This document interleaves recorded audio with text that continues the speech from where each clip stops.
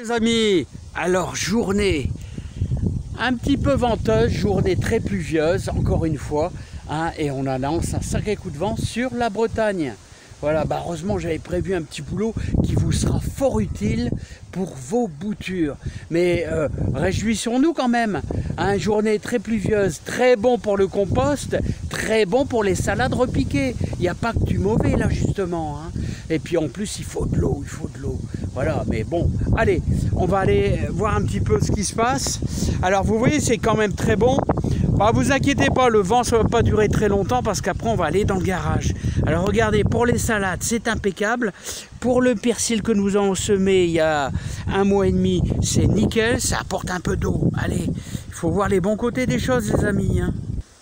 Par contre, pour le muscat de Hambourg, alors lui, je sais pas s'il va terminer, s'il va finir de mûrir. Ça, j'en sais rien, les amis, hein. Ah, c'est dommage, il manque pas grand-chose, hein.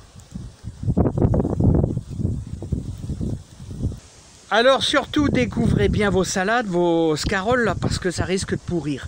Allez, regardez, ça c'est du bon temps pour les boutures. Voilà, et un truc que je fais tous les ans, on va se faire un petit peu d'hormones, ouais.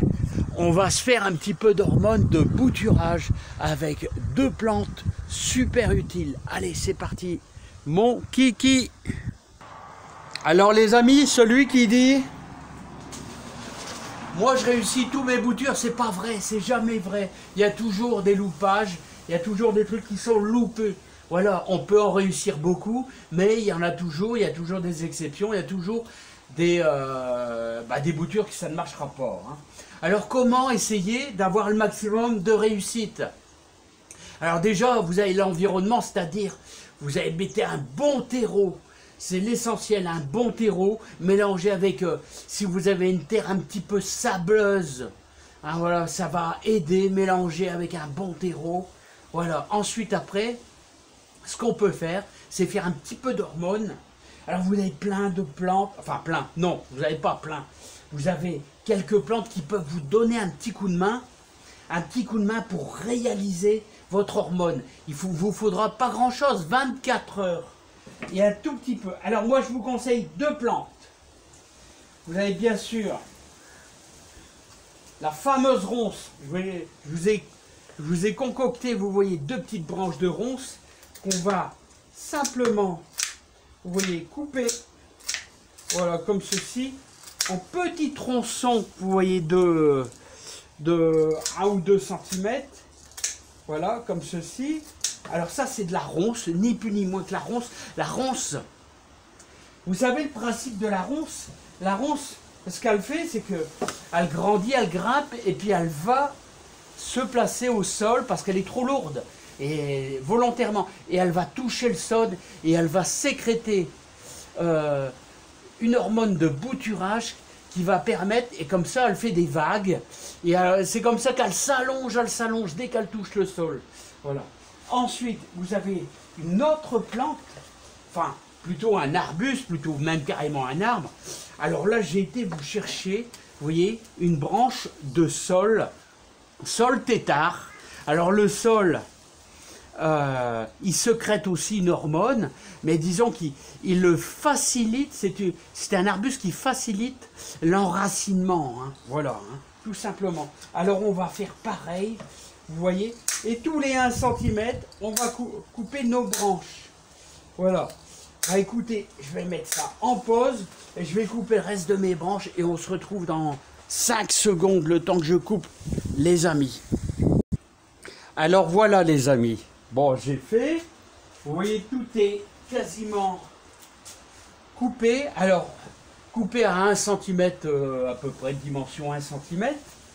Et vous voyez, j'ai, bon, je sais pas combien ça représente, hein, vous voyez, j'ai une petite bassine, encore un petit morceau de ronce, un petit peu gros, là, voilà. Vous mettez tout, hein, les feuilles et tout avec.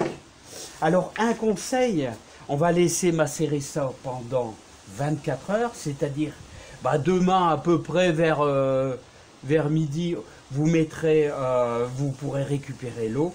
Surtout, avec ces petits bouts de ronce, là, vous voyez, vous ne mettez pas vos petits bouts de ronce dans votre compost après, hein, parce qu'autrement vous risquez dans votre jardin de retrouver eh ben, des petites ronces, quoi, hein. Voilà, hein, des pieds de ronces qui vont pousser. Donc surtout pas la ronce, hein.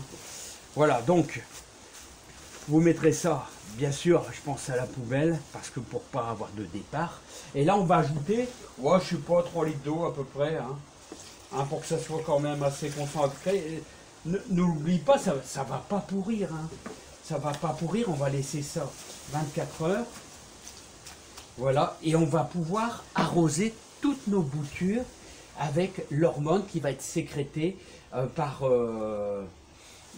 qui va se diffuser, je dirais plutôt. C'est pas sécréter, c'est diffuser carrément dans l'eau pour arroser nos boutures. Alors, la ronce, oh, j'ai mis un quart de ronce et les 3/4 c'est plutôt du sol tétard. Voilà. Donc, n'oubliez pas, essayez de faire ça et laissez reposer 24 heures. Voilà, j'espère que ce conseil, ça pourra vous être utile. On s'entraide, les amis, pour essayer d'avoir le maximum de chance avec nos boutures de futurs rosiers qu'on va faire bientôt. Alors, nos boutures de misère, là, vous connaissez la misère, hein, ça c'est une plante plutôt à la maison, hein, ça gèle, attention, mais ça se réalise facilement, hein. Mais celle-ci, elle est quasiment reprise, elle est belle, hein. Alors vous voyez, je vais essayer de maximiser un peu les boutures de lavande. Parce que là, vous voyez, quand c'est vert comme ça, vert clair, c'est bon. Mais quand c'est marron comme celle-ci, eh ben ça c'est foutu. Là, je vous dis, c'est foutu ça, hein. Voilà. Par contre, là, ceux-ci sont quasiment réussis, sauf celle-ci. Celle-ci, là, et ça c'est mort. Voilà. Tandis que là, quand ça reste bien vert comme ça, là c'est très très bon, hein. Donc on peut arroser un petit peu tout. Vous voyez, à chaque fois que vous faites des boutures, hein, bouture de clématite, là, hein, bouture de clématite montana, là, vous prenez exactement une branche comme ici, là, hein, que vous coupez là juste au nœud, là, hein. Vous pouvez encore réaliser, hein, ça, une branche comme ça de, allez, 30 cm, ça va le faire, hein. Vous voyez, on a fait beaucoup de boutures de lavande, hein. Alors, quand elles sont bien vertes comme ça, c'est bon, c'est bon. Là, vous voyez, même quand c'est petit comme ça, c'est pas grave. Mais on verra ça au printemps. Alors, l'idéal aussi, c'est de désherber un petit peu. Alors, entre vos boutures, alors comme je vous dis, je l'ai fait en étoile, moi. Alors, vous, délicatement, vous enlevez un peu l'herbe qui pousse. Là, regardez, vous avez un petit départ d'herbe.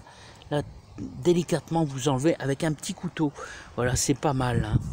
Allez, les amis, moi, je vous dis à bientôt. Portez-vous bien, plein de bonnes choses, plein de joie, plein de bonheur dans votre jardin. Faites du jardin, hein.